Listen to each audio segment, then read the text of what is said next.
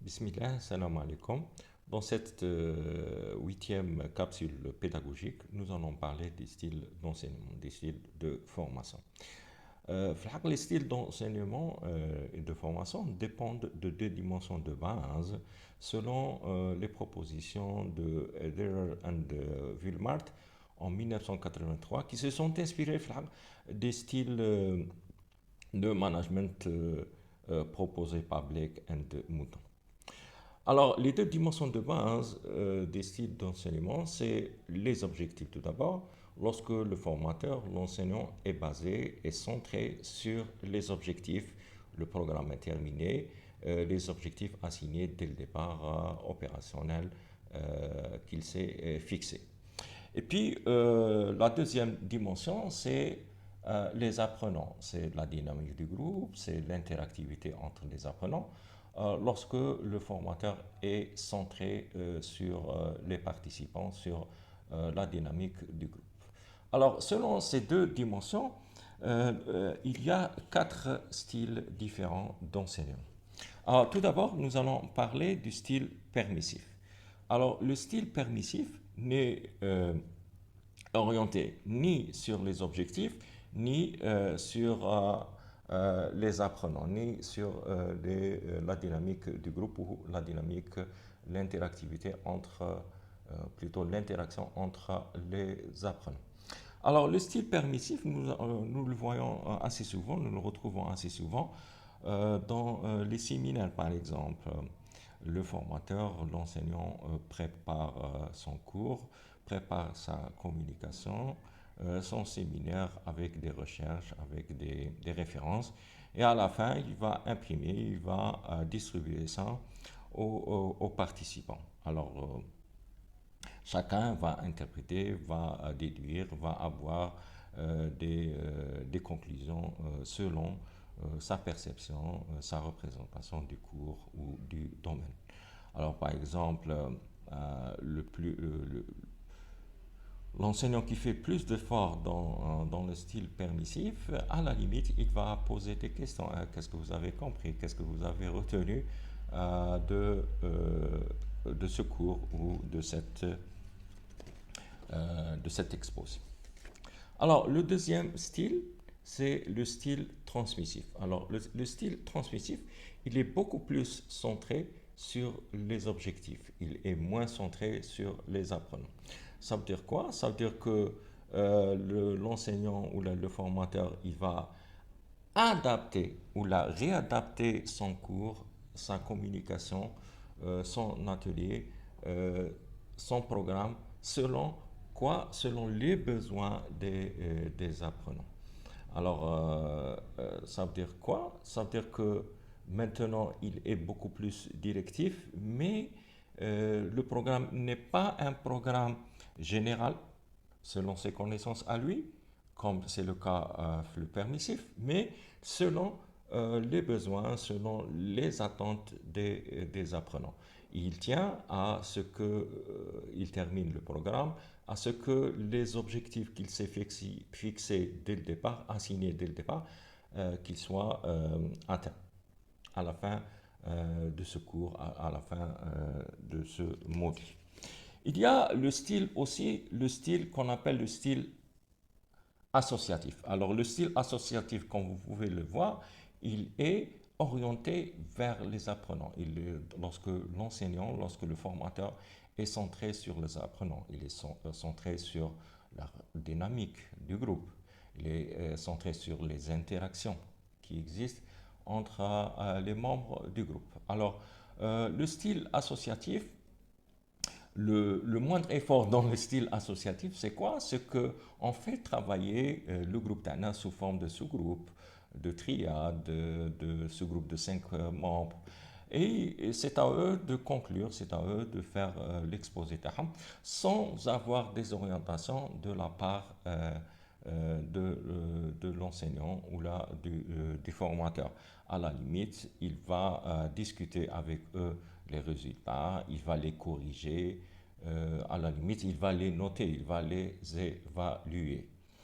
Et puis, il y a le style qu'on appelle le style incitatif. Alors, le style incitatif, il est orienté dans les deux sens. C'est-à-dire que l'enseignant, il est centré sur les objectifs et il est centré aussi sur les apprenants, sur la dynamique du groupe. C'est le cas d'un enseignant d'informatique qui fait travailler le groupe en sous-groupe, en triade, en binôme. Il est là à leur écoute, il les oriente, il discute même le sens de leur travail, qu'est-ce qu'ils ont fait, comment ils ont obtenu les résultats, comment ils vont réfléchir, quel est le plan de travail. Donc il va discuter tout avec les membres du groupe jusqu'à l'exposé final. Alors, des exemples, je donne un exemple lorsqu'on veut travailler sur la gestion des conflits. Alors, la gestion des conflits, j'ai plusieurs manières de faire, donc plusieurs styles de le faire. Alors, par exemple, je prépare un exposé sur la gestion des conflits. Selon les références, la bibliographie, ben, je vais imprimer et je donne à mes étudiants. Et c'est à eux de faire la conclusion qu'ils veulent. Qu'est-ce que vous avez compris à la fin? Ils vont faire des exposés, chacun va faire des recherches ailleurs, etc. Ils vont donner un résultat final. Voilà, ça c'est le style permissif. Dans la gestion des conflits, je vais réorienter en fonction de la demande. Voilà, on va commencer par exemple à définir c'est quoi un conflit. On va voir les attitudes des gens dans un conflit, comment le conflit va se développer. Donc je vais structurer mon travail, et à chaque structure, à chaque séquence de cette structure, je vais demander aux apprenants de faire un résumé, de me faire le résumé de ce qu'ils ont compris. Et j'insiste à les évaluer selon chaque séquence. Est-ce qu'ils ont compris? Qu'est-ce que ça veut dire pour vous le conflit? Comment se développe le conflit? Voilà, et j'insiste s'ils sont à côté de la réponse ou là, à côté de la plaque. Et puis, le style associatif. Alors maintenant, je vais faire travailler mon groupe en sous-groupe de 4 personnes. Chacun va travailler sur les attitudes du conflit, les attitudes des gens face au conflit. Il y a la fuite, par exemple, la collaboration, etc.